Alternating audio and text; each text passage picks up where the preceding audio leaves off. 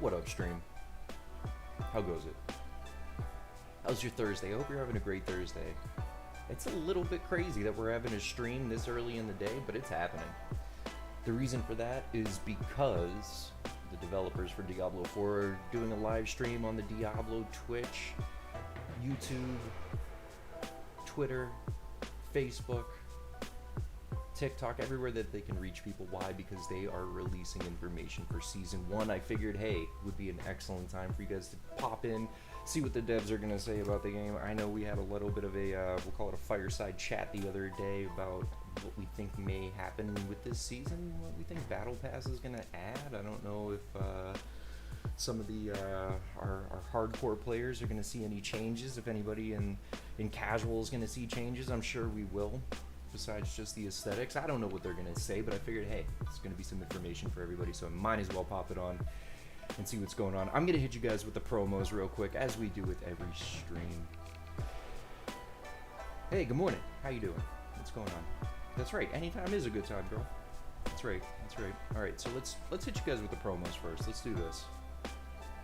This is what we do every couple weeks. This is a Faction War. This is our 12-month limited ammo paintball engagement for players of all skill levels. Just got to be 10 or up. We play at a place called AG Paintball in Ware, New Hampshire. A place called Steeltown Paintball in Emsworth, PA. And this weekend we're headed to High Voltage Paintball in Holbrook, Massachusetts. If you don't know where that is, check it out.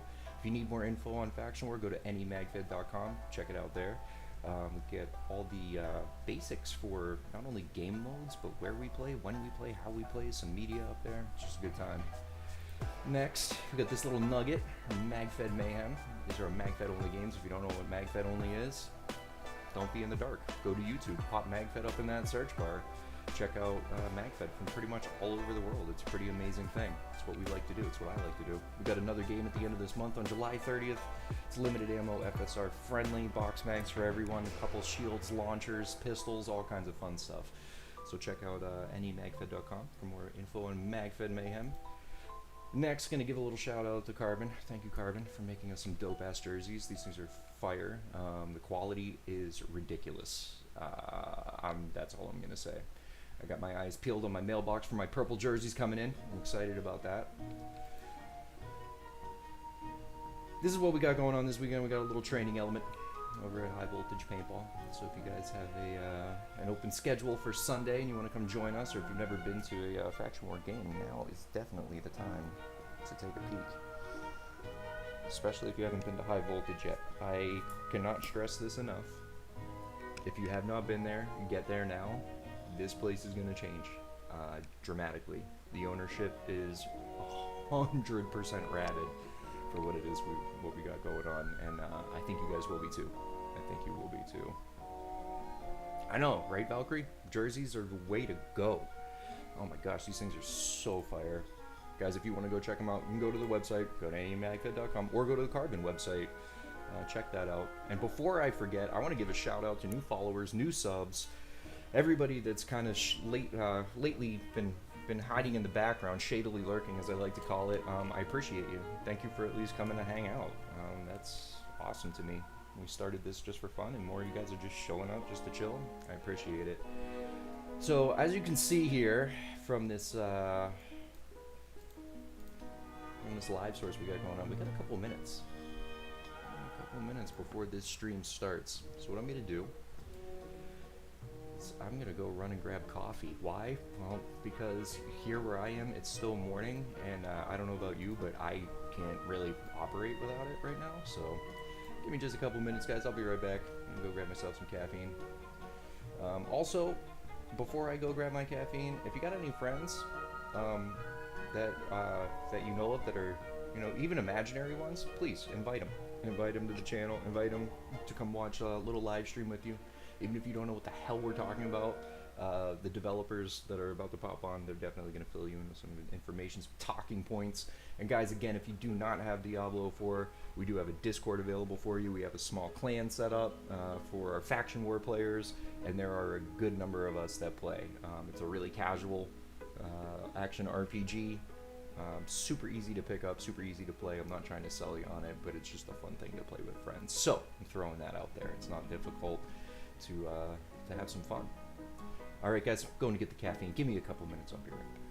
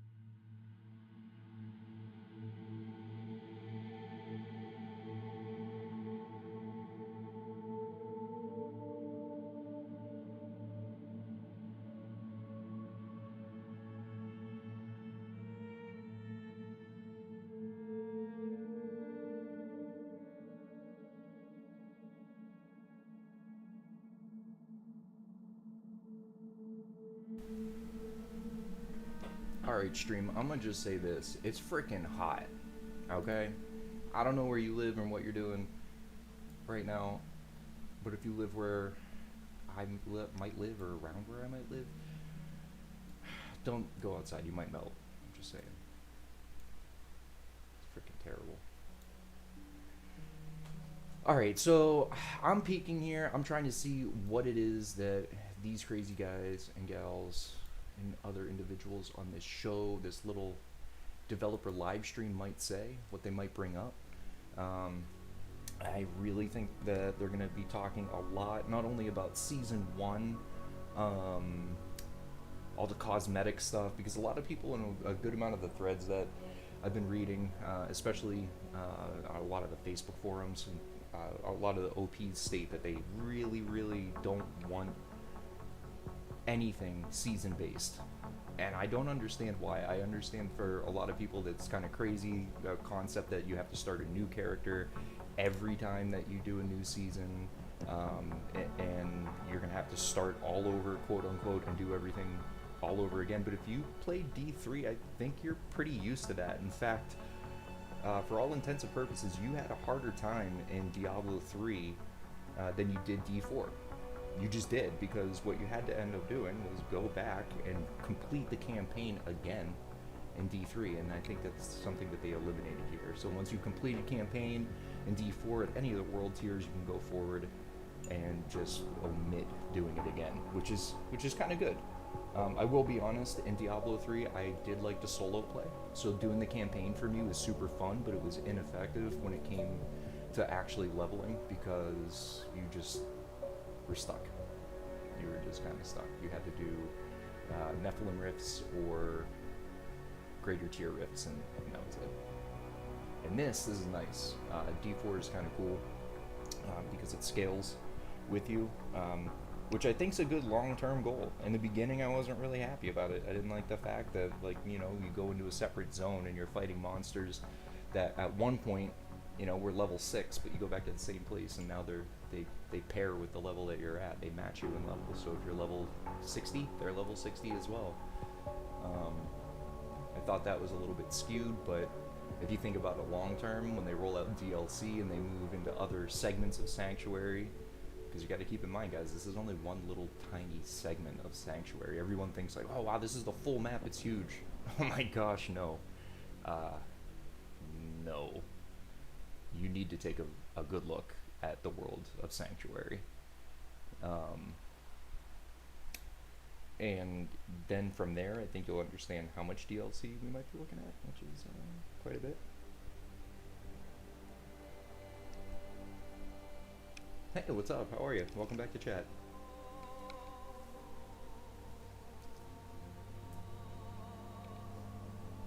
Do you have an event this weekend? Yes, we do have an event this weekend. We do. We're playing at High Voltage Paintball in Holbrook on Sunday, and it's going to be freaking awesome. We have so much going on there. It's nuts. It's absolutely nuts.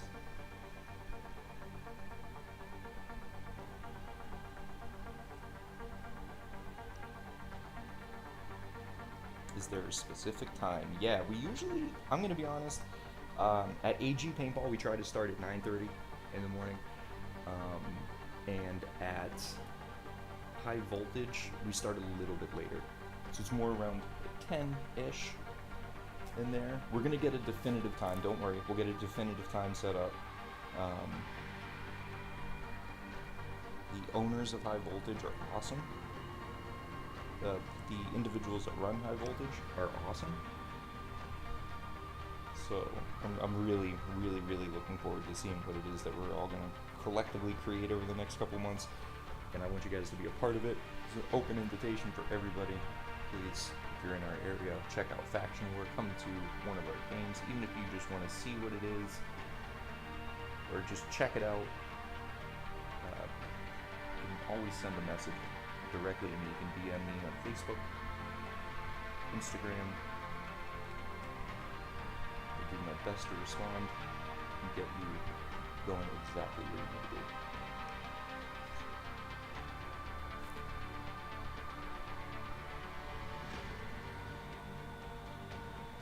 How many events do you host per year? It kind of it varies. It varies. We usually host a minimum of 24, which is a lot. I don't really know many outside of like tournament structure. Actually, I don't even know about tournament structure.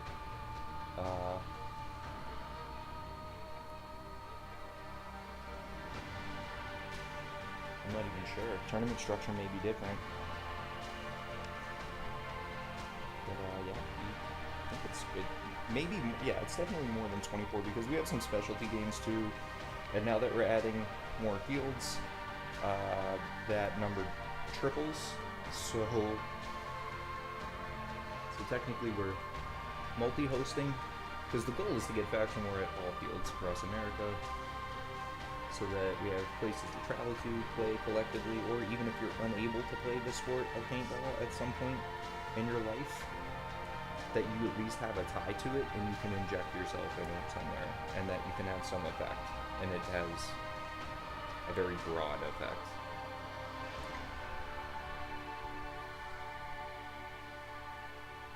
Because I'll be honest, as much as we all love the sport of paintball, as much as I love it myself, I went through a little bit of a medical, still kind of going through some stuff where it makes you think, puts things into perspective,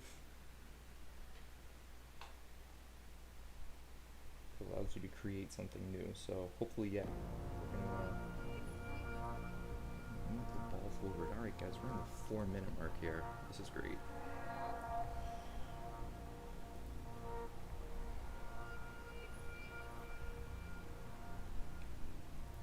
Hey, what's up? Welcome. Welcome to chat.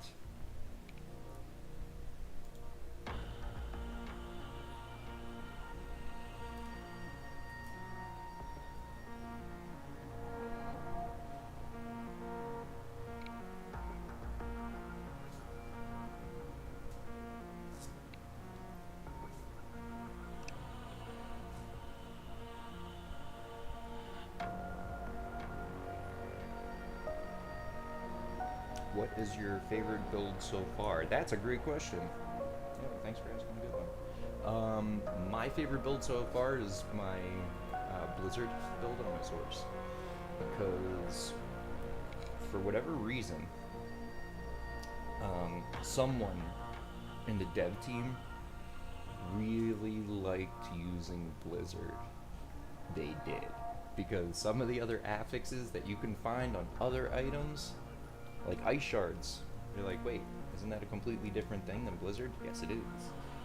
But just because it's a different thing doesn't mean that the effects are different, because in the world of Diablo, if it mentions something, if it says that it affects a certain affix, believe you me, it does affect a certain affix. So my Blizzard, this one spell, is 20% larger thanks to a glyph and a node. I have the enchantment on, so every 15 seconds it pops on top of my character and there's just a blizzard raining down on top of me. I have ice spikes that happen from an affix on, I think it's boots. And so spikes pop out of the ground. The blizzard itself doesn't have a really high chance to freeze, but the spikes do. So the spikes have like I think it's a 70% chance freeze rate. So I'm freezing. Everything that comes either around me or is in said blizzard is getting frozen immediately. It's pretty awesome. Then on top of that, I put a couple points into ice shards, and I don't use ice shards at all. What happens is my blizzard, anything frozen causes ice shards, thanks to something in my skill tree, or one of the affixes that I have. So I have ice shards popping off at frozen enemies, and then I have the ricochet thing, so ice shards are now bouncing off of other frozen enemies and other enemies within the area. I have CC that spreads to 30%, or 30% CC spread to any other air unaffected creature. So basically, one blizzard cast can effectively affect an entire group or mob, or like if you kite a bunch of enemies, you can cast blizzard one time. You have a 30% chance to affect all of them immediately, freeze them, have ice shards bouncing in between them, and then the little ice spikes underneath poking them. And it's devastating. It absolutely melts. So I'm excited to use that a little bit more. Oh, here we go, guys. Alright, as soon as this pops off, I'm gonna kill the background music. Actually, let's kill the background music.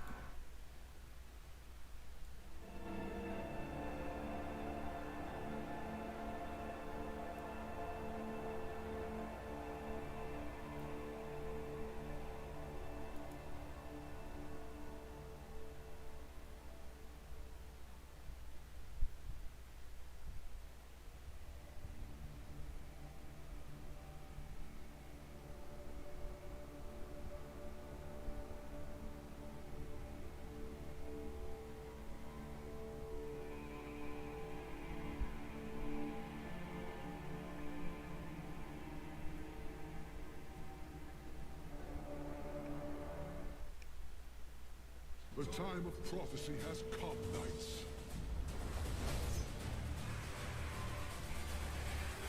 Hell is coming, brother.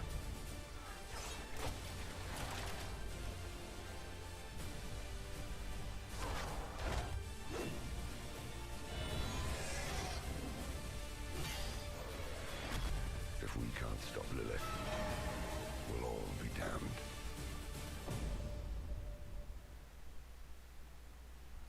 Hey, hello Diablo community. Welcome to the first ever Diablo 4 campfire chat. Now, this is not First ever. This is not a live stream. This is not, well, this is, Even though it's live. it is live. It's not a dev stream. It's not a dev stream. It's not a developer update live stream. Right. As you guys know, this is a little bit different than what we had before. We still will have developer update live streams, but campfire chats, this is kind of a new show for us. We wanted to get an opportunity to get in front of the community and use this as a way of being able to talk with you guys whenever we need to, and in a casual format. So don't expect a lot of like trailers or videos and so forth in this one. We still will have developer update live streams. Our next one is going to be in July. But we are most definitely going to have more of these campfire chats here in the future. And with those developer update live streams, you will get those big announcements and the big reveals and us going into more detail about big updates that might be coming up in the future. But for campfire chats, we want to use this format to kind of chat with the community and make sure that you all get an opportunity to actually hear from us and talk to us a little bit more often. I still think my brain, like I was saying, instead of we keep this seating arrangement instead of between two ferns, be between two jerks, but he wouldn't go for it. Rod made up this joke literally 30 seconds ago, so. Like, aren't you supposed to make up jokes on the fly? Like, what do you like script all your jokes? So you workshop them? I mean, it didn't work like 30 seconds ago. You know, sometimes you have to be funny off camera and then try to be funny on camera. You know, it doesn't always. Magic has to happen when it happens. Well, magic that did happen. So you can see why this is a campfire. Yeah. And we have to get we actually have to get a campfire in You here. do, or at least a flickering orange light. And then movie magic. Yeah, well, a flickering light as opposed to a real campfire, so we don't burn down everything. And then That's security watching a lot. And then suddenly everyone will hate us. But we. I brought s'mores. You did. Yeah. Well, I mean, I brought a version of s'mores. Like, I wanted Oreo s'mores, and I got Target like gerbated me, so I'm like, I have the Target brand s'mores flavored cookies. So if we want to really get into the campfire notion, we could eat s'mores while talking about the game. Rod just wanted to eat I just on want to camera. eat cookies. You don't get a body like this without eating cookies, Tiffany. Like, come on. Rod also has explained to us 3 or 4 different times about his unsuccessful attempts at buying s'mores. I had a lot of desire to acquire Oreo just jump s'mores in last real It's been a quick. morning. S'moreos. S'moreos. I'm sorry, I'm saying it S'mores. incorrectly. I I like wanted this guy. I s'moreos like last this night and I style. failed, but I will drown my pain with Target brand s'mores cookies. Sounds good. Sounds good. Well, while Rod is doing that, we do want to talk about launch and how that went. Obviously, D4 is now out in the wild.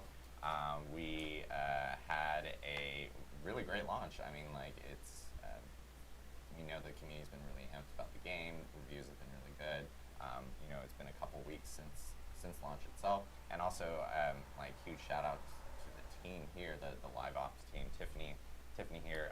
By the way, I haven't done You any didn't even intros. introduce I people. didn't even You're a introduce terrible people. This is host. completely This is Why unscripted. is between two jerks? You didn't Awful. even introduce people. Awful. All right, let me do that first before we Did actually. you just make Joe Shelley facepalm? It's the smallest thing and the really bad joke. It's just Can I throwing me creep with the off. plastic while you do? Right next Yeah, to your mic. Exactly. Right next to And- it. yeah, as you like bite into the plastic and rip it off and so forth. Just introduce Well, the people. All right. Well, we have Joe Shelley here, who's the game director for What? Diablo 4. We have Tiffany Watt here, who's our associate production director for Diablo 4, and then of course Rod Ferguson. The notion Smorio that, connoisseur. yeah, the Smario addict. But I mean, beyond just associate production, like Tiffany's, what is it? Your sphere of influence, your remit of control, your the things you're like. But live ops is your thing, right? It's kind of the thing. Yes, it's one of the things I'm very passionate about. I work with a very, very large live ops team that goes beyond just the Diablo 4 team. So definitely congratulations to everybody across Blizzard that's been supporting us. Lots of time spent in the war room. Lots of time with Adam. Adam was Which is, it's a penalty a- unto it's a itself. penalty. awful. Yes, It's is the worst absolutely part. awful. No, it was really exciting to work with people across the globe. So lots of Zoom chats, but also a physical war room here on campus. And it was just really cool to finally launch this game, work with so many people to bring it to so many players. So congratulations to everybody, and I'm really glad that everybody is playing.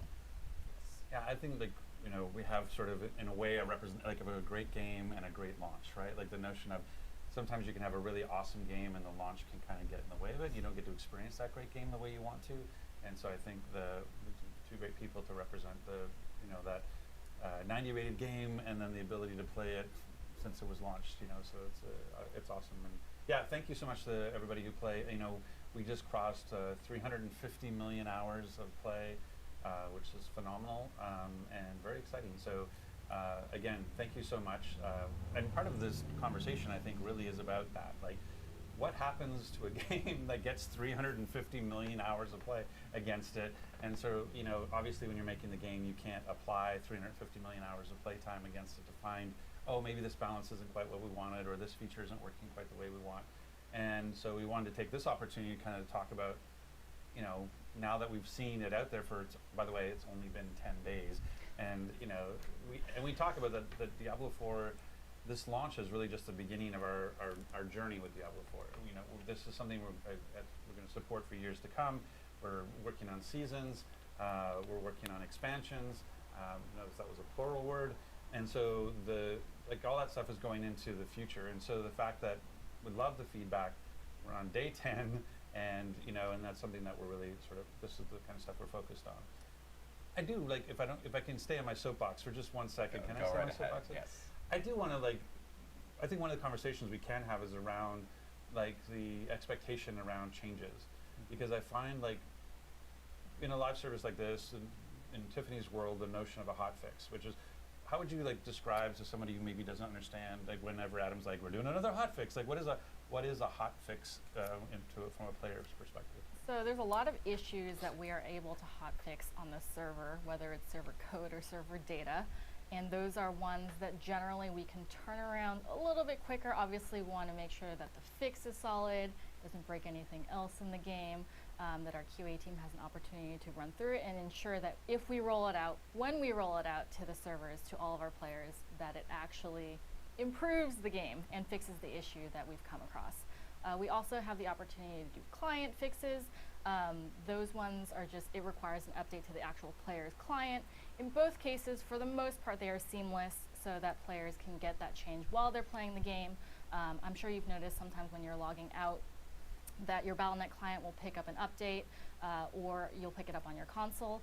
So the next time that you log in and play Diablo 4, you pick up that client update. Hotfixes are seamless. So as you're playing and you're doing server transitions, as you're going through the world, you'll automatically pick up that update. In both cases, should be seamless, and something that we work very, very hard on. Client fixes tend to take a little bit more time to get out to our players. We want to treat all of our players. I mean, I'm a console player myself. I know that Joe Shelley plays on console. Rod Ferguson plays on console. And PC. And PC. Super important that we get these fixes out to our players at the same time so that everyone that plays Diablo 4, regardless of how they're playing, can experience the same game and the same quality of experience. I think for the client, what we call the client, so the way you're playing on your actual device, that because we support multiple platforms, we have to often go through certification. And so that's one of the things around pacing, that we have to oftentimes pre-plan out what we're fixing. And so hot fixes are stuff we can kind of do on the fly. It doesn't require a certification pass. Again, it's meant to be seamless. So occasionally we'll have some hiccups as we, but it's sort of philosophically, it's something that we decided as a team that rather than bringing the whole game down for an hour to roll out a server change, we would do sort of this sort of rolling changes. And 9 times out of 10, no issues. Occasionally, based on just the scale, like we haven't worked at the scale before, and so sometimes when you're refreshing this number of servers with this number of players on it, we could hit a hiccup, and we've hit a couple, during launch that. But our intention is to keep the game up all the time and just try to. But that being said, like I said, we often want to plan well in advance because we have to QA it. It's not like we can turn. That's one of the things I feel like the feedback is I have this problem. I want to see it fixed tomorrow, and you're like, I would love to do that for you, but we have to go through CERT and we have to QA it and we have to do all this work. And so we already have a big, real patch coming. And so that's something that's gone through certification. It's out there. It's going to address a lot of things, including performance issues. And it's so big, we're actually talking about there's the potential we may actually choose to have a maintenance window and say we're going to bring the whole game down. We're going to apply this big patch, and then we're going to bring it all back up. Like you have an artifact of said patch. I do. Am I ruining your agenda, by the way? Did I jump way slightly, but it's okay. It's a campfire talk. It's a campfire chat. Campfire chats. In fact, we have been working on a pretty large client patch. Chonky patch. It's very chonky. Chonky is the perfect way of describing it. That addresses a lot of things, and this right here is actually it's 13 pages, but it's not even done yet. But it is just an early preview of kind of what we're putting together. I have it here. We probably won't go into detail of it all, but we will have it posted, obviously, when the patch does actually hit. But we do have a lot of different topics we did want to talk about. Which are pre-this. Yes. This is, we're talking about stuff that actually reacting to what's going on as opposed to things we already knew we wanted to address. And the other thing I wanted to at least let other people know is we were in this initial launch window, so hotfixes were coming super quick, at a rapid pace. Because we're trying to, when you have this many players hitting the game, a lot of things kind of crop up, and we were wanting to kind of get those hotfixes out. Same with the small client patches. I know a lot of people are going but it said further bug fixes and stability. A lot of that stuff is on the back end to make sure things keep up with players, and we keep stability on the actual servers as players are playing over the weekend, and we have a lot of traffic and things like that. So, yeah, I think that's a good point. When we say something like further bug fixes and stability, that's not include. It's not like that bug fix includes a change to Whirlwind or something. Yeah, it's some bug with a name that is comprehensible to our engineers got fixed, right? And so it ends up not being very useful to go into a lot of detail about those, but anytime there's something that's oh, we changed the barbarian, that we call that out. Yeah, if there's player-facing stuff, we'll most definitely end up calling that out.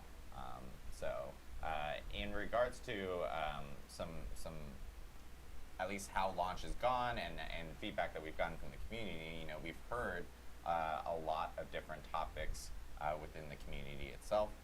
People just chatting with us or hitting us up on social media. I think it's one of the interesting aspects is I wanted to create this meme of we want a balanced game where there's no meta and every build is viable, and everybody's yay, and they're we reduced the power of this class, and what's going on? Table flip, and you're what we have a philosophy of as part of balancing the game, whether that be the world or the classes, there will be pluses and minuses that have to be applied to the game, and the notion of, oh look, I remember Destiny 2 had Loot Cave, and we're there's a loot cave, let's just sit here and farm loot, and we're having so much fun. It's Christmas morning all day long, and that can't persist. for the good of the game, that has to not exist at some point, right? And so that's a problem that they fixed, and you understand eventually why they did that. I think there's some of that when we have 350 million hours playing against the game, and we go across your intentions from a design perspective about how do you want players to be gaining XP and sort of growing their levels and kind of like what is their path there for. It felt like what we started to see was that a player pattern that was non-ideal. It was like a player behavior like that you wanted to sort of, that was being revealed through play, like that amount of play.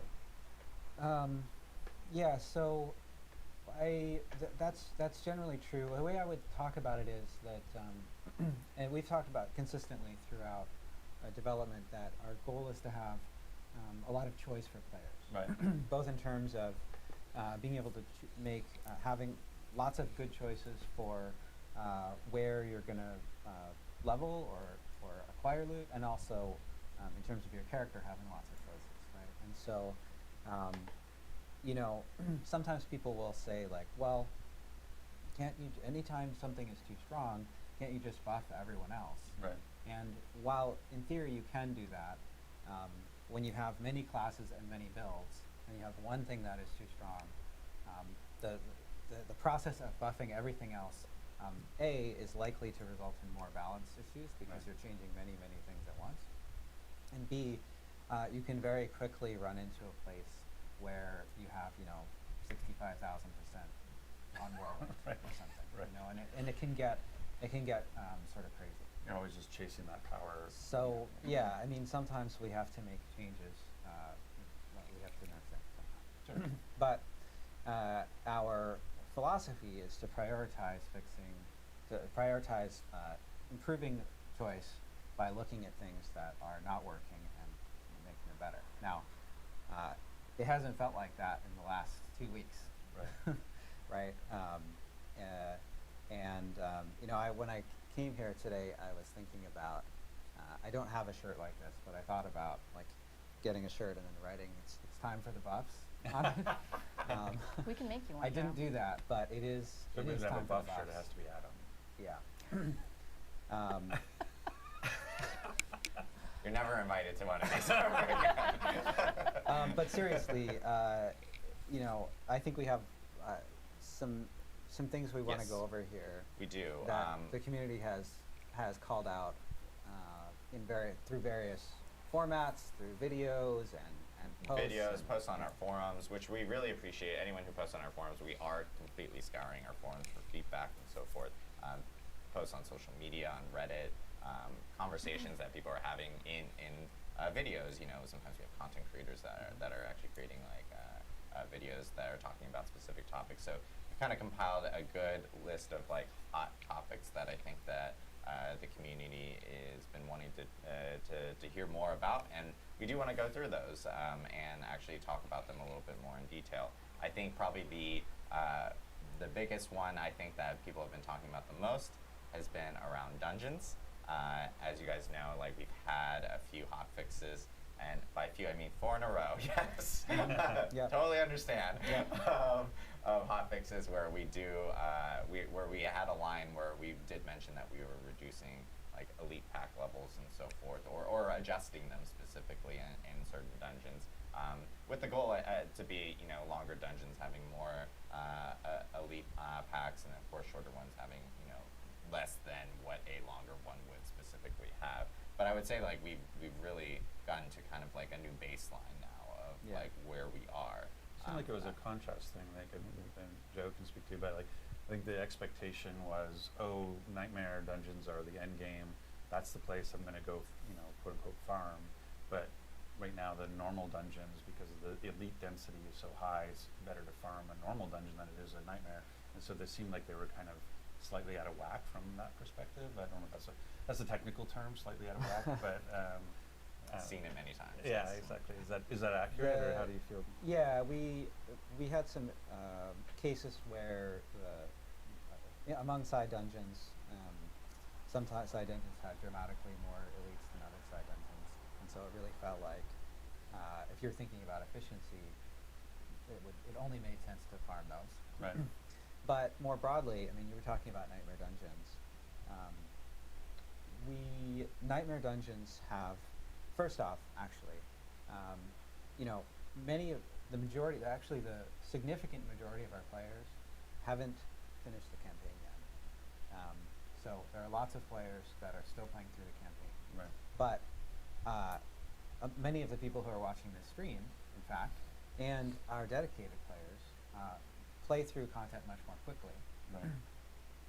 And have been experiencing this situation with the dungeons, right? So going to Nightmare Dungeons. Nightmare Dungeons are explicitly set up to be highly replayable, right? Through the sigil affixes, through the variety of Nightmare Dungeons that are available, to the changes to monsters that occur inside them.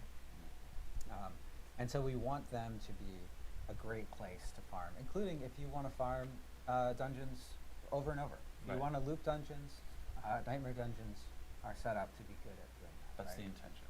Yeah. So what we're going to do there is we're going to increase the amount of XP that you get from Nightmare Dungeons.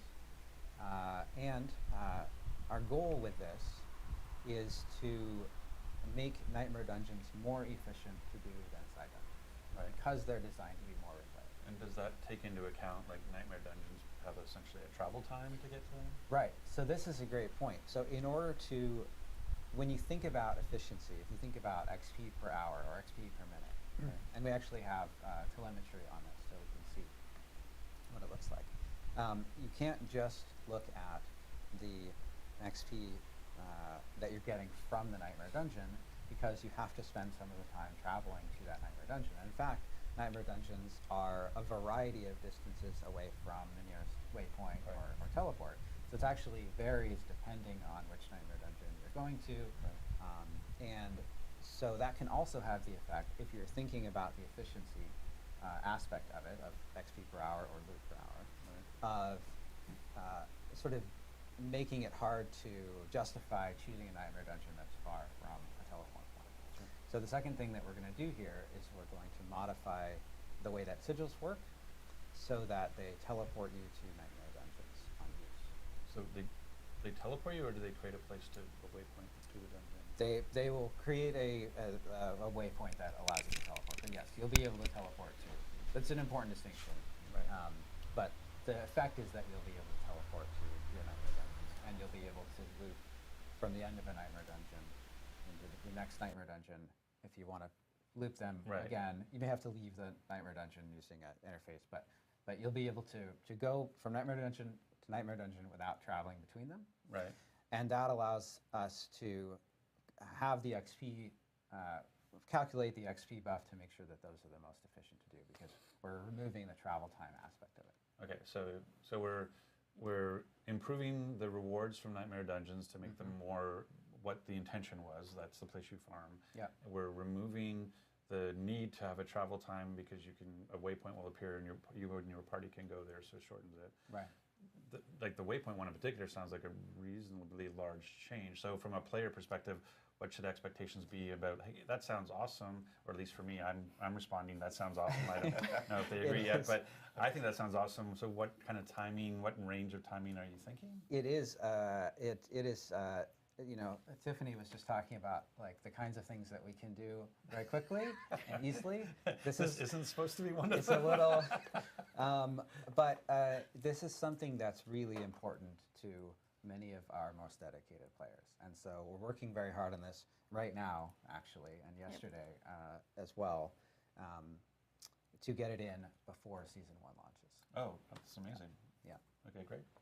Yeah, so I know Tiffany and the live ops team I know have been working really tough on are working a lot to make sure that we can get specific updates before Season 1 and scheduling those out and everything. So yeah, the Nightmare Dungeon changes that Joe was just talking about. The goal is to have that out before Season 1 so players can actually experience it and use sigils to really teleport to Nightmare Dungeons and use that as a way of kind of incentivizing. And with Nightmare Dungeons XP being buffed, and it should be the way that players end up needing to want to kind of grind or farm specific things. They have the Nightmare Dungeon options. So, and then for people who are maybe not following along all the time, right now season 1, we're saying mid to late July. Mid to late July. So we're saying that this change could happen anytime between, in the next 4 weeks or whatever. Correct. So that's what we're focused on. But again, I think that the waypoint teleportation, we have to get that right. Like there's a lot that goes on there. So there's a bunch of QA we have to do to make sure we don't mess with parties and everything else, right? So we want to go as quickly as possible, but we also have to go as safely as possible. The last thing we want to do is rush something. So I use the phrase, don't shake the jello, which is a notion of like your jello mold is trying to set, and if you keep poking it, it won't ever stabilize, it won't ever set. And that's kind of the thing we worry about here is that with all that, what are we at? Hotfix 9 we've put out so far? We're actually at 11. We are at 11. Sorry, I missed one. And with also our client patches, like we're constantly sort of poking. And if you do that without proper QA and proper testing to make sure you're not shaking something out of alignment, because I think we've had that where we've maybe rushed a patch and then that caused something else to slightly not go the way we want. So that's something we want to be as responsive as possible, but we also want to be as safe as possible and make sure we're not causing other issues. Yeah, I mean, Shout out to Hotfix 11 for fixing some of the things that we may have broken the previous one. the teleport should take you to the dungeon and not under the world or Yes. in front of Lilith. Major shout out to our QA team because we have put out, I think it's just at 11 hotfixes and I want to say 8 or 9 client patches. So definite kudos to them. Yes. Speaking of season 1, I am looking forward to it. I'm a Necro player as well, I believe Rod is, so definitely looking through that chonky patch to make sure that my class gets buffed, as Joe said. But I've been collecting Now, renown. you just promised. Do you realize what you just did? Yes. That This is you why I just need the show. promised necro buffs well, to now people. Joe has to do it I because know. I said Is that it. how it works? Yes, it is how it Oh, works. okay, great. I didn't tell him that, but now he knows. I'm looking forward to season 1. I am curious because I think a lot of the community is curious, will I have to recollect all those altars of Lilith? Do I get to carry over those primary stat bonuses that I'm earning? What about my map? Don't really want to have to rediscover it. So Rod, what's season 1 going to look like for me when I roll a rogue? When you roll a rogue, well, I mean, one of the cool things you and I both experienced a lot with our necro play is the blighted corpse problem, right? Yes. Which is I think I Josh don't know if calls it's them. one of the cool things. Well, no, it is a cool thing. I think Josh calls them corpse farts, but like he's like, I'm trying to get All through right. this with corpse farts. It's not my favorite term, but anyway, but we know that the opaqueness of that effect is sometimes can be an explosion waiting for you underneath there, and you can die. It is a bug, yes. That is one of the things See how we are it- fixing. I'm just like judoed that question. Yes, you back totally to did. her. And I actually care a lot about this because I use Blighted Corpse on my Necro. That is included in one of our upcoming patches. It is a bug. I know there was some discussion of like, is this intentional? It's not intentional. We will be fixing it and making it a little bit easier in general to be able to see which of the dangerous effects on the ground, making sure that's always readable to the player. So making sure our sort order is correct. If there's a fire enchanted, which is, it's the affix that always gets me, that I can definitely see it. Because right now with all the corpse farts on the ground. See how easy it is to just say it? Now that is canon. It's very difficult for me to see a lot of the affixes or some of the enemy or PvP fire on the ground. So looking forward to those changes. But yes, going back to season 1. Renown. I think the big thing that we're seeing, one of the big questions, I think, especially new players, if you've played Diablo 3 before, you're familiar with the seasonal kind of reset. That idea of like, oh, it's a new season, there may be new balances, especially like in Diablo 3, they changed how sets work and all these sorts of things. There's an interesting like, I want to go back and experience this, whatever new changes are in the season or new mechanics. And that's still true in Diablo 4, that idea that there's that sense of progression and going back and trying something new, experiencing the new mechanics in the world from a new place where, because otherwise it becomes this huge sort of power creep. But obviously, part of the feedback is people now are starting to complete the campaign and they're starting to look forward to season 1 coming mid to late July. They're wondering, like, wait, when we talk about resets, how do I think about the renown system in particular? And so one of the things, what will happen is that I think we started off in one place and we're kind of ending up in another place, which is kind of interesting. Is we started off from hey, we want as much of that feeling of progression as possible. So rediscovering things isn't that bad because you're like, oh, I get to do this really cool. But I think we're starting to feel with alt characters that notion of, oh, the fog of war between characters doesn't feel great. And like the Lilith altars doesn't necessarily feel great. And so that's something we're going to do. And we'll be continuing to evaluate what should and shouldn't be reset as part of that. Much like once you complete the campaign on one character on your account, you can skip campaign for every character from there on through every season. And I think basically, I guess I won't promise expansions, but I believe expansions too. Not to lock stuff in too early.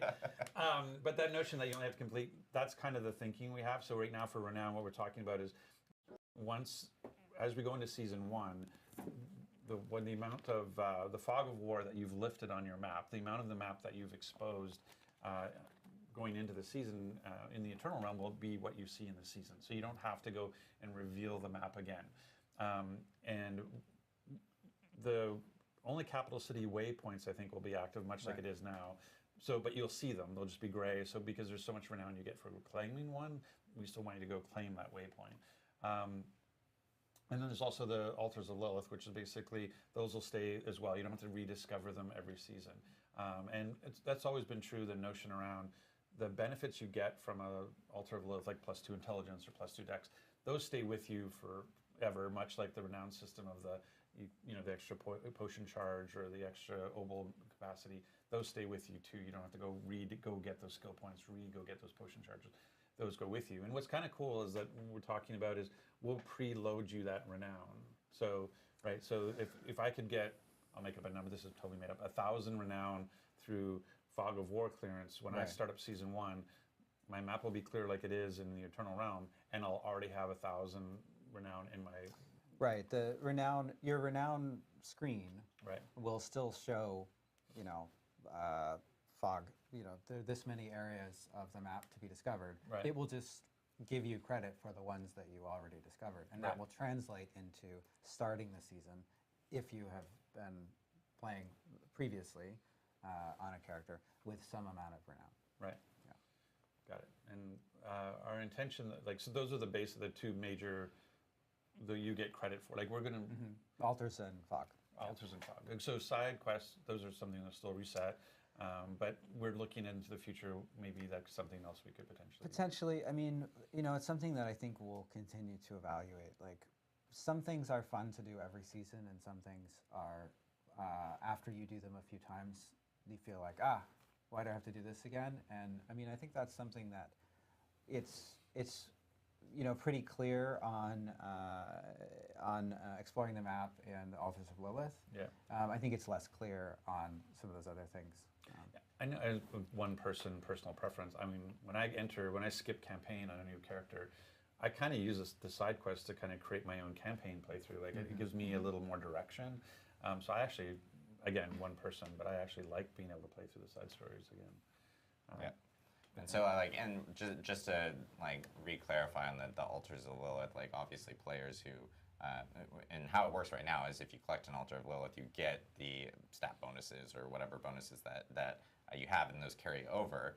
But now with the additional changes, it will be showcased. The ones that you've actually visited already will now showcase on your map already. So it ends up at least covering off of that, of course. And then, as Rod mentioned, the Fog of War items will be kind of carried over, or not carried over, but removed from as you kind of create new characters. And in terms of timing, I guess for some of these, when were we kind of looking for? That's season 1, right? So it would be... Yeah, we're looking to get that for season 1. An interesting point here is that that change will also affect alts after it goes in. Oh, nice. Perfect. Yeah. So alts after season 1 will have the same benefit. Yeah.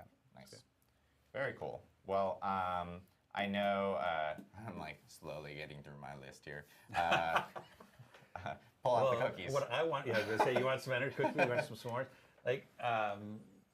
I think one of the things that I'm especially encountering too is in the dungeons, when you're going through and clearing dungeons, probably at least the bottom row of my inventory, it tends to be the gems I've collected along the way.